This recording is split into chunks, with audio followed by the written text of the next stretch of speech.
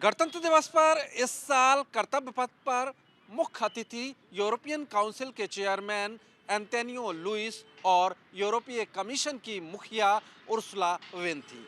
इसके कई मायने हैं। मायने ये कि भारत और यूरोपीय संघ अब एक नए रास्ते पर नज़दीकी आ रहे हैं। जी हाँ, 27 तारीख को यूरोप और भारत के बीच एफटीए यानी फ्री ट्रेड एग्रीमेंट करार की घोषणा हो सकती है। बीते कई वर्षों से इसको लेकर बातचीत चल रही थी। अब जिस तरह से ग्लोबल परिस्थितियां बनी हैं, एक तरफ यूरोप और अमेरिका का जो है पॉलिटिकल और व्यापार को लेकर टकराव बढ़ा है, तो वहीं भारत भी बीते कई महीनों से अमेरिकी टैरिफ का सामना कर रहा है।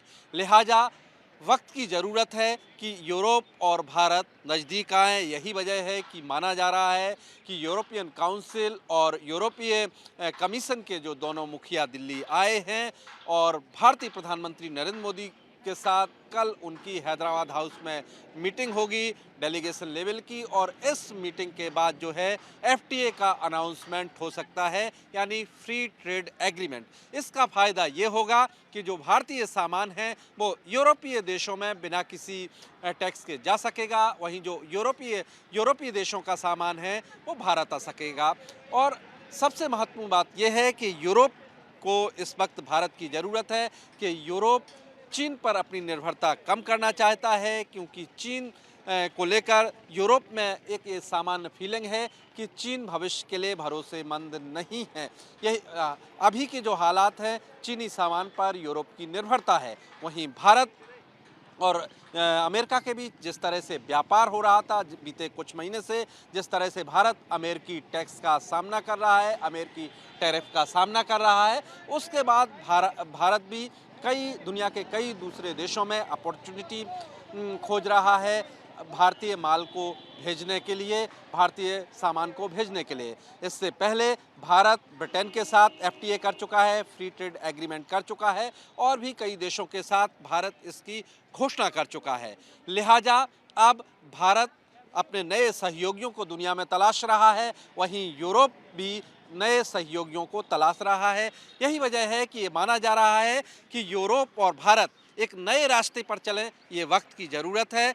भारतीय सामान यूरोपीय देशों में जाएगा, यूरोप का सामान भारत के पास आएगा। अभी की स्थिति में बता दें, भारत का कारोबार जो है 71 अरब डॉलर का है हर साल। वहीं यूरोप से जो भारत सामान आता है वो लगभग 61 अरब डॉलर का सामान आता है। यानी अभी के जो एफटीए में है, माफ़ कीजिएगा, अभी जो यूरोप और भारत के बीच व्यापार होता है, यूरोपीय देशों और भारत के बीच जो व्यापार होता है, उसमें भारत की बढ़त ज़्यादा है। अब एफटीए की घोषणा होती है तो इसके बाद भारतीय सामान को नया बाज़ार मिलेगा, नई इंडस्ट्री मिलेगी।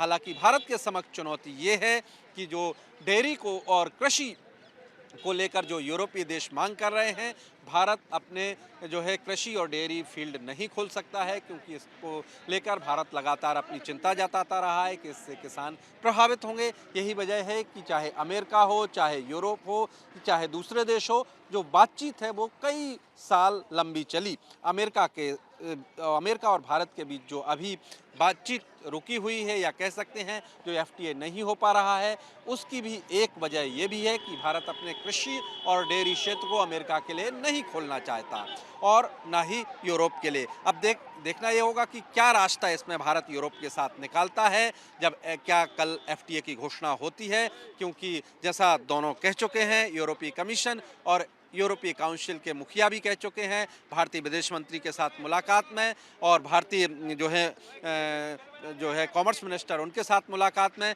कि भारत और यूरोप की जो डील होने जा रही है, ये जो एफटीए होने जा रहा है, ये आप कहें कि एक पूरी दुनिया के लिए ये मायने रखता है, और इससे बहुत सारी चीज़ें प्रभावित होंगी।